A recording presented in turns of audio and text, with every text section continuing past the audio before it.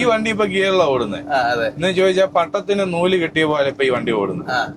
കാറ്റത്ത് പട്ടം പറത്തുമ്പോ നൂല് കെട്ടിയ പോലെ ഓടുന്നു. കാരണം നമ്മുടെ കയ്യിലാ കൺട്രോള്. പക്ഷെ ന്യൂട്രടിച്ചു പോകുന്ന വണ്ടി പൊട്ടിയ വട്ടം പോലെ, കാറ്റത്ത് പൊട്ടിയ വട്ടം പോലാ പോകുന്നത്.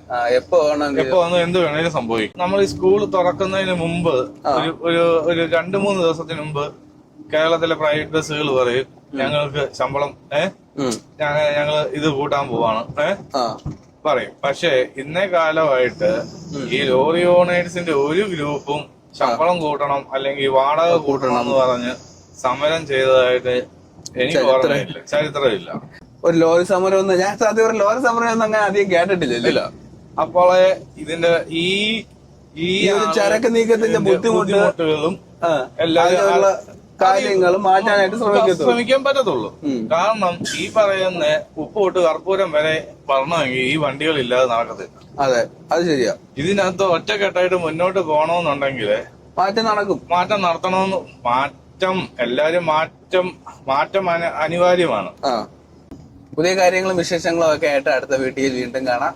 ഇന്നത്തെ യാത്ര അല്ലെങ്കിൽ ഇന്നത്തെ ഒരു വീഡിയോ ഇവിടെ അവസാനിക്കുകയാണ്. സമയം ഏകദേശം 4 മണിയോളാവുന്നു.